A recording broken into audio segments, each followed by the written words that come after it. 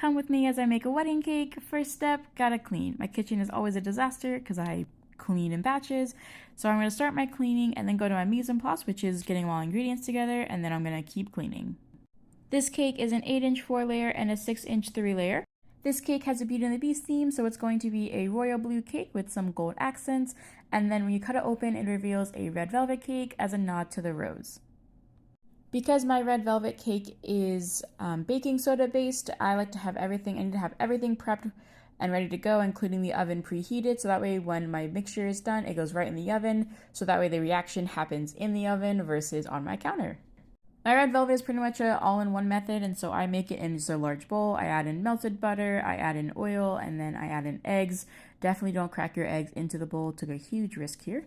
But once I whisk that together with most of my dry ingredients, I'm then going to add the rest of my liquid, which is going to be my red velvet and milk mixture, including red food dye. I know there's a huge debate in red velvet cake. Is it actually a cake or is it just chocolate cake dyed red?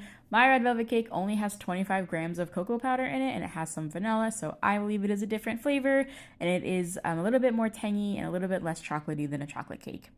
However, I still enhance that red color, especially since they want that kind of red effect. I enhance it with some food coloring. Since this bowl is so big, I'm not going to lift it up and pour it into my baking pans. I'm going to use a scoop. This is a 4-ounce scoop, and I just count the number of scoops I've done, and then at the very end, I'll weigh them just to make sure I'm within an ounce of each other. Funny story about why I have this big of a bowl. I am really bad at spatial dimensions, and I was ordering bowls on like Webstaurant, which has, restaurant quality and size goods, and I was like, this bowl can't be that big, bruh, so big. Anyway, I now love my really big bowls. So I made a lemon cake. I didn't film it because I face a wall and you would never see anything because of how my mixers are set up. I'm going to go ahead and pour 15 ounces into each of my cake pans, and then I have 10 ounces left over, which is going to nicely fit into my little tiny square pan, which I am going to use to cut into squares for my cake samplers.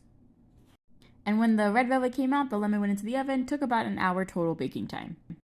Once they've cooled for about 10 minutes or so, I'm going to go ahead and wrap them in plastic wrap and put them in the fridge. This cake is literally due the next day, so I'm not worried about them losing moisture overnight in the fridge. If you're going to store them more than a day or two, I would definitely recommend putting them in the freezer. In total, I started this process at around 11 p.m. and finished right around 2:30, so I would say about 3 hours, give or take. There was some waiting because I had to wait for my pans to cool and whatnot, but come back for the next part where I finish and decorate this cake.